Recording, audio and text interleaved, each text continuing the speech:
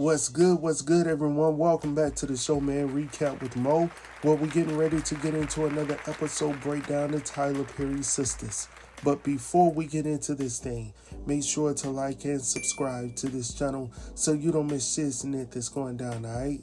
So the episode we're getting ready to get into is for season 7, episode number 20, titled Beautiful Liar. Now the synopsis states, Gary's presence and announcement at the baby shower shakes up Andi's friends. She now must put on a brave face and lie to everyone about saying yes to Gary's marriage proposal. Hayden's tryst is finally exposed to not only his co-workers. Now that we got that out of the way, let's go ahead and get into this thing. Alright, y'all, so we kicked this episode off where we left off at the baby shower, where we see Gary is announcing his engagement with Andi. So, of course, when we left off last time, all the sisters, all the brothers were upset about this situation. Like, what in the heck is going on? Why is Gary here? And why is he announcing that why are y'all engaged? Like, I couldn't even get that out of my lips, right? And the whole point is Andi has not decided to stand up for herself. I'm not sure why I don't even know what's going on with her right now. Like, for her to be an attorney, she's definitely not tapping into all of her resources. Like, there's no way in the world that I would allow somebody to force me to marry them when I have access to whom I need to get you off my back. Secondly, you know your assistant, Fatima, has a crazy relative. Why not utilize those sources? I'm not sure what's going on. I'm not sure what's going on here, but I'm just simply hoping for a resolution. Like, something needs to give and Gary needs to go. Whatever we need to do to make that happen, I'm here for it, right? So anyhow, getting back to where we were. So we see Gary pretty much calling people out of their name, calling people hood chicks, ghetto chicks, and all of this good stuff. He doesn't invite Zach nor Fatima to the wedding. He invites everyone else in the room, but then later on decides to take all of that back. So he was playing the marriage hokey pokey, like, put one foot in, put one foot out, shake it all about. Like, dude, we do not have time for these games. Like, somebody needs to do. So anyhow, the guys are ready to jump in on him. Andi pretty much tells him to leave. Like, I will call you. I promise I will call you. She was just trying to get him out of the building, right? So, of course, he decides to leave. Another thing is he goes in on Karen and her two menses, right? And I was like, hold on, bro, menses? Like, is that what we're going to say right now?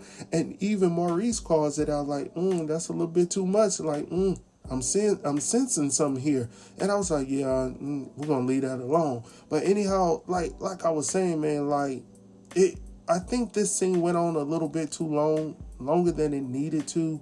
But anyhow, going on from there, we head over to the bedroom where we see the sisters want to know what the heck is going on, Andi. What is going on, and why have you decided to bring this man back into your life? So Andi pretty much tells them that, look, just get over it, just deal with it. We're getting married. It is what it is. All right, respect me and my man Gary. Right? So, of course, everyone looks disturbed, like, about this information that's being given to them, and they're not happy. And I get it. You know what I'm saying? You don't want to see someone that you care about making mistakes over and over again, falling into the same traps. And you've already had this issue before, so why are you circling back to Gary? That's the question inquiring minds want to know, Andi. So anyhow, all the sisters leave except for Fatima. Of course, we'll get to that in a moment. So anyhow, when we head outside, we see Maurice trying to ear hustle in on what's going on in the conversation. Now, it's so crazy because Maurice is listening, but when he comes over, Zach and Rich are sitting there like, what's been said? Maurice comes back over and he tells them nothing that was actually said in the room. So I was like, what good were you ear hustling in?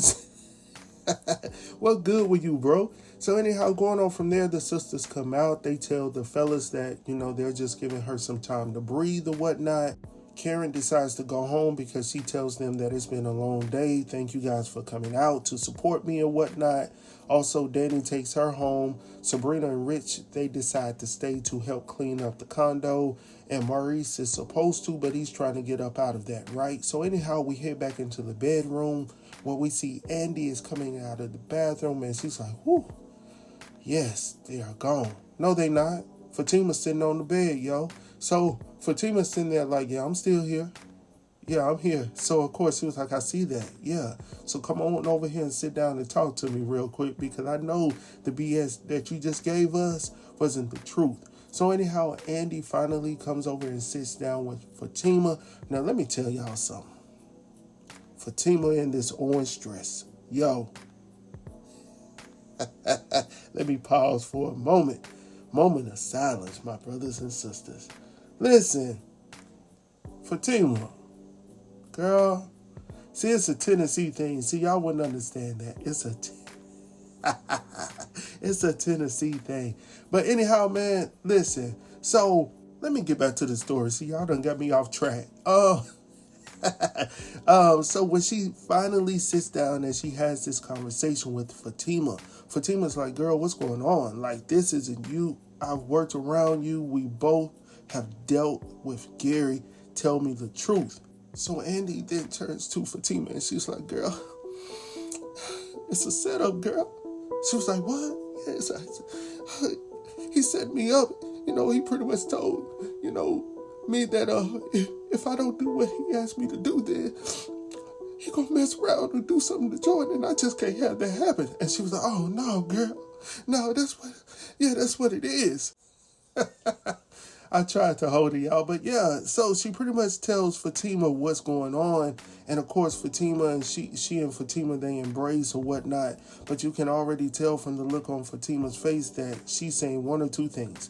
First and foremost, you should have let me get that brother when we had him at his office, or secondly, I'm gonna have to go get some help, all right, to get this job done. But we're gonna deal with it, don't worry about it, and I'm hoping that it's sooner than later, all right? So anyhow, going on from there, we head over to Jordan's crib where we see he and Ethan working on his speech or memorizing his speech. Whatever he's doing, he cannot focus because he's still concerned about his sister's whereabouts. Is she okay? Whoop, whoop, whoop, right? So on the flip side of things, his homeboy Rich is coming over knocking on the door. He comes in and he has some news that he needs to convey to Jordan. So, of course, he sends Ethan out of the room. And, of course, Rich has to tell him the 411. So, essentially, he tells him, what went down over at the baby shower. Jordan initially thought he was joking about the situation. But, unfortunately for Jordan, he was not. And he's like, look, man, I'm going to have to call her, man, because this is not making sense. And it's not making sense, right? So, of course, he attempts to call. And, of course, she doesn't pick up. It goes straight to voicemail. So now all of a sudden, he really needs to talk to her face to face. But Rich tells him, hey, man, just leave her alone. Like, from what she said to all of us, it's like, it is what it is. Just support it. And you don't have to like it, but it is what it is. So anyhow, Jordan is not willing to let it go because he's like, Gary is dangerous, which is true. That's a factual point right there, right?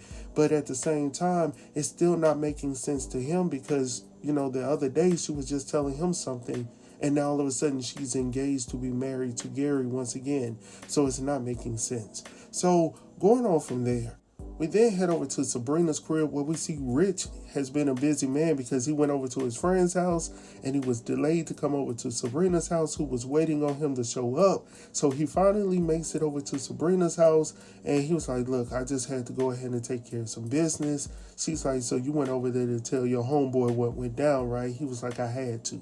All right, that's my boy. So I had to tell him what it was. And she was like, yeah, that's true. So anyhow, long story short, I know y'all don't want to hear nothing about that. Let's go ahead and get into the mess of it all, right? So Sabrina pretty much tells this man, like, hey, I think I found a sperm donor. And it just so happens to be, what's his name? Daggone Desmond. What I call that dude? What's his name? Damascus? What turned out his... No, what is his name? Damani. Damani is his name. Don't check me if I'm wrong, y'all, but I think it's Damani, right? So anyhow, he's feeling some type of way about it. He was like, hold on, you mean old boy that you work with? She was like, yeah, that's him. And he was like, hold on, wait a minute. It's not making sense. Yes, it is, bruh. It's making plenty of sense. He see your woman needs a baby and she wants a baby, so he's willing to give it to her. So now Brother Rich sitting over here feeling some type of way about the situation because he didn't do what he needed to do when she asked him to do what she needed him to do, but he don't want to do it. And now somebody somebody else want to do it, and now he feels some type of way about it because somebody else doing it. Bro, get it together. You can't be sitting over here getting upset because Damani is over here giving your woman what she need. You're not doing what you need to be doing at home, bro. So anyhow, she tells him that she doesn't believe that Damani is attracted to her. Now, Sabrina. Listen, old boy pretty much gave you his DNA at the bank. He pretty much told you the last four of his social at the bank. He gave you everything down to his sperm at the bank. So when Sabrina says, no, I don't think he likes me, and I'm like, hold on, wait a minute. Old boy came all the way down to your branch to show you an article that he could have simply emailed you. But he decided to come down there so he could see you in person, so he could see your response and your reaction to the article and all of that stuff. But not only that, so he could get close to you and figure out if you found a sperm donor. Why? Because he told you in his statement. See, listen, ladies, when we talk to y'all, we give y'all what we want you to know. Sometimes you got to dig a little bit, but old boy pretty much told her what he wanted. Like he's already said multiple times, you're beautiful, I'm attractive, I think we will make beautiful kids together. Not only that, when she says, that potentially you need to know that you may not be in this child's life or whatnot, he says, well, it doesn't have to be that way if you don't want it to be that way. He's giving her a telltale sign that, hey, I can be more than what you asking me for. Daggone it. Sabrina?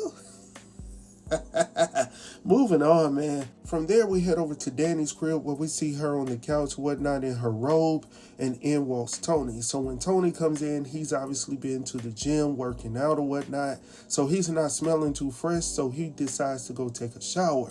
But he wants to know what went down, at the baby shower, even though he's gotten the 411 from the fellas, but he wants to know her side of the story, right? So anyhow, he decides to go to the shower. So he drops off his gym bag on the couch along with his phone sitting on the top. So when he goes and gets in the shower, his phone is buzzing, buzz, and it's just going off. So of course, Danny is sitting over here like, what in the heck? Like, it must be something wrong with the kids, like an emergency or something, right? So anyhow, she picks up the phone and she starts to read the text. Now, I do not believe that she physically went through this brother's phone. Like, this is the first time that we've seen this happen. Like, I don't even know if she knows his passcode, right? So, for him to respond, because when he comes back out, with his towel on or whatnot, she wants to know what's really going on here, because now not only does she have text messages, she also has photos that have been sent to his device. So, of course, the first thing he wants to know is, why are you going through my phone? Now, respond to the question, my boy. Why is she sending you pictures? Why is she sending you pictures, my boy? But of course, he doesn't want to talk about that. He doesn't know why she's sending pictures. Like, I've already tried to nip it in the bud. He did. Danny, he did try to nip it in the bud. He pretty much told Sister Soldier not to get all into all of that. Like, he's tried to stop her. Like, I'm going to have to back him up a little bit. When she was trying to dab on his pants or whatnot, when she spilled that water or whatever it was, the wine, she was trying to dab him off a little bit, and he moved her hand. So he was trying to do his best. And sometimes people just don't get it. They just don't get it. Now, at the same time, bro, like, Tony is going to have to learn how to deal with this situation. Like, you got an ex who is not respecting your boundaries unless you're not conveying to her what your boundaries are. So at some point, Tony is going to have to rise up and say, all right, enough is enough. Either I'm going to be with Danny solely, or I'm going to be with my wife, Tiffany, like my ex-wife, Tiffany, I'm sorry. So listen, whatever it is, you need to work it out, or this relationship is not going to work. Now, let me go ahead and say this as well while we're talking about it and on this subject. Walking out, storming out on this situation, butt tail naked, is not the solution, my boy. Like, it says guilty. Like, I don't want to respond to it. I'm going to leave it alone. As a matter of fact, I'm tired of having this discussion. I get that part of it, because as a man, we don't want to continue to go back and forth. And me personally, I'm not going back and forth with a woman. That's just me. Like, look, if we're in a heated debate, hey, let me chill out for a moment before I say something that I may regret. You see what I'm saying? So I get that part of it. That aspect of it, I get. But on the flip side, bro, just answer the question. If you don't have anything to hide, you don't have anything to hide. And she can just be mad about the truth. But it's the truth. And the truth hurts. As Usher said, truth hurts. I got reason to believe that you've been. That's the wrong song right now, is it? Anyhow, moving on from there, man. We then head over to Gary's office where we see Gary, Andi, and their wedding planner. Now, this is moving very fast. So, I'm not sure how fast Gary wants this to be, but it's obviously moving very quickly. So anyhow, the wedding planner is just super bubbly. She's happy to be able to be working with Gary, and I'm quite sure that he's possibly spending a lot of money. So, of course she's going to be glad about this situation, right? So anyhow, this whole time, Andi seems unbothered. I mean, she's there, but she's not really there. She doesn't want to be there, and Gary can tell that. So anyhow, when the wedding planner gets up to, get some documents together for Gary or whatnot, soon as she leaves the room, Gary's whole body language changes, and he tells her to sit up, shut up, and get ready to be married to me and become a boarder, right? So, he's like Jekyll and Hyde right now. One minute he's all bubbly, crossing fingers like he's so blessed and lucky. And then as soon as this woman leaves, he's like on the flip side of the coin, like sit yourself up, and not in those words, get yourself together. As a matter of fact, go ahead and take them drawers off. I'm like, hold on, man, you're a little forceful. So he was like, look, going to do it. So she tells him, or she makes up this excuse that it's that time of the month, and you wouldn't want to know it's going to be a bad situation. He was like, okay, well, just take them off so I can smell you throughout the day. And I'm like, bro, for real? Daggone, Gary. So anyhow, she leaves. So from there, we head over to, where do we head over to? The bank. We head over to the bank where we see Sabrina. Now, Sabrina is assisting the customer. That customer leaves, and in walks Maurice, late once again. So Maurice comes in, and she was like, finally, I was just getting ready to text you, figure out where you were. He says, no, girl, I've been trying to call you all night to figure out what was going down at the baby shower about your girlfriends, right? And she was like, oh, well, we're going to deal with that later. He was like, no, we're going to talk about it right now because I want to know the mess. So anyhow, long story short, she tells him that, Andi has decided to stick it out with him and marry Gary or whatnot. And he was like, well, we already know that. But that's her business. I'm not really concerned about all of that. On the flip side of things, she pretty much tells him to go back to work because she needs to make a phone call. He was like, well, I want to know what's going on. She was like, go back to work, please. So anyhow, as Maurice is walking back over to the other side, she calls Damani. I got that right. I had to slow down a little bit. So she calls Damani. Damani is actually on his way to work now because he was late because he went to the doctor's office for testing or whatnot for the process. So, of course, he tells her that everything is done on his end. He's just waiting for the results to come back, and then we'll go from there. Sabrina is super excited about this. And, I'm glad for her. I'm not glad, but I'm glad. I don't like the way this process is going because I'm more natural when it comes to things, and I know sometimes people have to do some things to get to where they need to go. But on this side, you got a man at home, and man, it's just a messed up situation, and he's not happy, she's not happy. It is what it is, man. So anyhow, going on from there, though, we head over to Karen's new salon where we see Karen is looking at these final notices. Like, her bills are far behind. She's trying to figure out what to do. Now, in the last episode, we saw where Miss Lisa, her mother, had conveyed to her that, hey, you should be getting a cut of Roots to Riches, all right? She's taking your money to build this company. She's using your store's utilities. She's using your clientele. Like, you should be getting a cut of Roots to Riches, which I do absolutely agree with. On the other side of it, you are behind, and for you to be receiving final notices, that means daggone, you ain't paid in months and months. So, at this point, she has to have a conversation with Pam about this situation because at this moment in time, like, she needs the money. And the person that seems to be bringing in the money is Pam. So, of course, Karen is like, look, you used my credit card.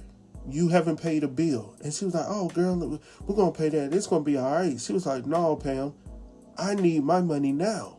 So when she tells Pam that, Pam ends up getting an attitude with her about this situation. And I'm like, hold on, wait a minute. How are you going to start off with my money, take my money, use my storage, use my clientele, and then have the audacity to sit up here and talk crazy to me in my office? Because if it was up to me, you could take all them roots to riches and hit the streets. All right, with the rest of them. You see what I'm saying? But Karen isn't going to do that. At least that's what I could tell from right now. But anyhow, moving on from there, though, we head back over to the law firm where we see Andi has finally decided to show up for work or whatnot. So when she gets in, she sits down in the office. She's relieved that she was able to get in there without any interruptions, right? So anyhow, she sits down and her phone rings. So of course she picks it up, and it just so happens to be Penelope. So of course the first question that Penelope has for Andi is, why on earth did you break up with my brother? And of course Andi is like, how did you find out about that? She tells her that she got permission from Agent Watt to call her brother. So when she talks to Jordan, Jordan tells her that Andi broke up with him to marry Gary. Well, at least that's what I would believe that he did, right? Because he gathered his information from Rich, who was at the baby shower, who saw everything go down. So it confused me when she was asking about, did Gary have something to do with it? Because I'm like, why wouldn't he? And why did you not hear that information from Jordan? But anyhow, moving on from there, of course, while she's still on the phone, she's trying to get off. In walks Fatima. Now when Fatima comes in, she sits down at the desk like, what's good? What's going on? And of course, Andi starts to break again. And of course, Fatima pretty much tells her like, it's time to take it up another notch. And I'm talking about a little more permanent. And I'm not talking about going to another city. I'm talking about a little more permanent, if you know what I'm saying. And I'm like, exactly. It is time for this brother to go. I don't care who does it. Daggone it, I don't care.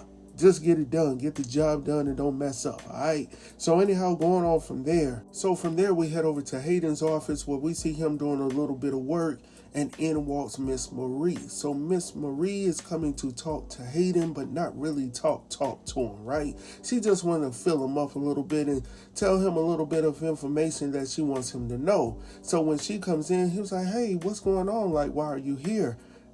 Actually, I've been working on a little bit on your case. I got some good news. She was like, no, I got some news I need to tell you. So why don't we go on vacation? And of course, Hayden is like, yeah, we can do that, but we need to make sure that we cover all bases so we don't get caught. She was like, I'm not even concerned about that anymore. So then she starts to walk around the desk, and I already knew it was going to be some mess, y'all. So anyhow, she starts massaging his face, and I was like, oh, that look good. And then all of a sudden, she started to work her way down, and I was like, oh my gosh, what's going on? But at the same daggone time, though, in walks Tamara. Now, Tamara is walking by the secretary's desk, and the secretary, secretary? The secretary obviously isn't at her desk because she has to sign up saying, I'll be back in 5 minutes. So instead of waiting 5 minutes till the secretary returns, she decides to walk on by. So she goes to Hayden's office to find Miss Marie with her hands in his pants. And of course, she's like, what the heck is going on? So of course, Hayden is like, hold on, wait a minute. No, it's not what you think. And Miss Marie is like, no, it's exactly what you think is going down. It's going down. So I'm like, hold on, Hayden.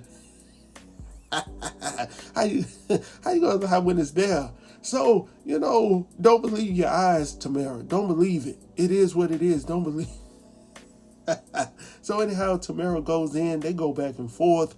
And of course, I don't understand why you're fighting over Hayden. I really don't understand. And the only person that's really having fun in all of this, that has nothing to lose, is Miss Marie.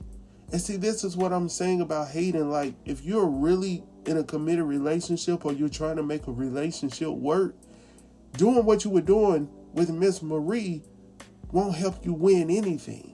Yes, you might get the leg up every single... Well, I don't want to use that. But I'm just saying, you will eventually lose what you got going on playing the games you're playing, man. So it is what it is. But at the same time, I'm not really mad because it's Tamara and she was doing what she was doing on the side with Gary. So, I guess it's tit for tat. So going on from there, though, we see them walking outside of the office. He's trying to chase her down like she's going to stop. I don't know why she's so mad. Maybe because Miss Marie is older. Who knows, right? So from there, Miss Marie walks out and she's chuckling. She's enjoying herself. Andi and Fatima see what's going down. Now, of course, Fatima's sitting over here like, what's going on? And she's seeing what's going on, right? So, who knows, man? But anyhow, Miss Marie's not worried about it. She's enjoying herself. She's enjoying life.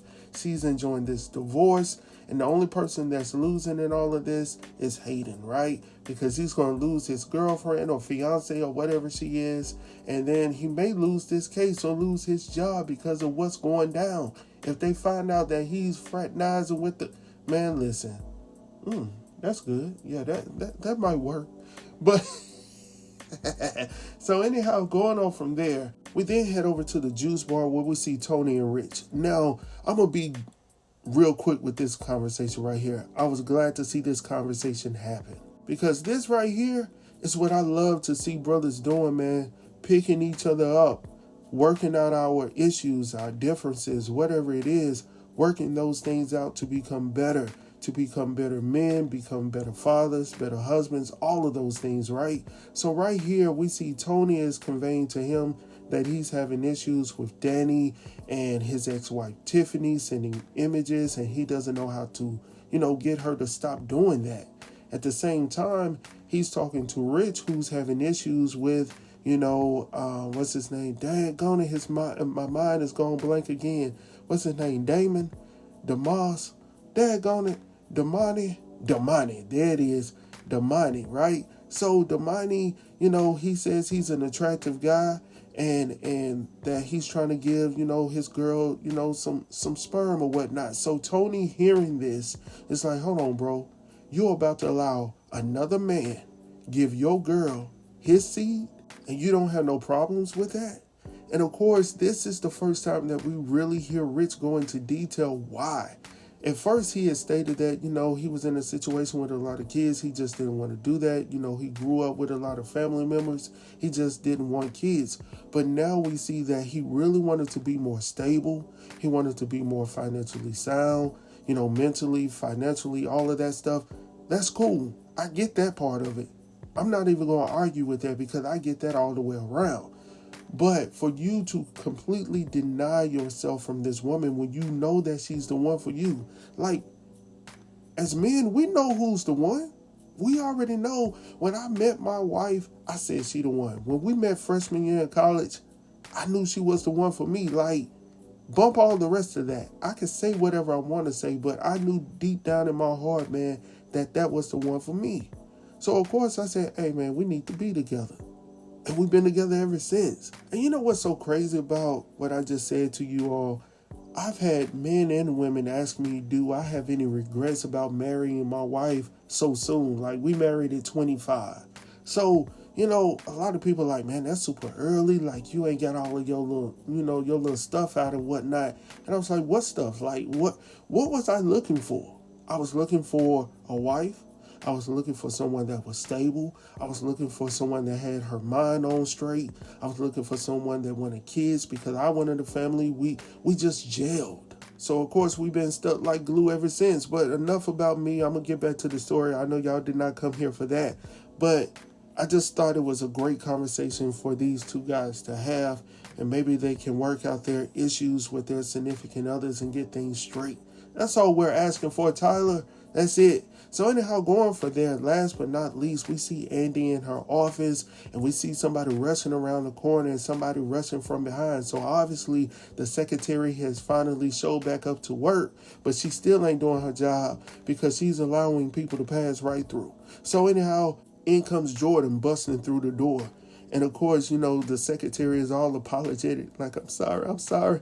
And of course, Andy's like, it's all right, just let him come on in. So she could tell by the look on Jordan's face that he really needs to figure out what's going on. Like, for real. So his question is, soon as he walks in, is it true? Did you dump me to marry Gary? Inquiring minds want to know. And that's pretty much the end of the episode, ladies and gentlemen. I hope that you guys have enjoyed this one. Make sure to like and subscribe to this channel so you don't miss shit that's going down, all right? Also, I think I got a few more ticks here. Let me give y'all some announcements real quick. Be on the lookout for Bruh, episodes 1 and 2 of season 4. It is out on BET Plus. Go ahead and check that out. And we would definitely be talking about that over the weekend. Also, be on the lookout for another episode breakdown of the family business. With that being said, man, I'll holler at y'all soon. Until next time, peace.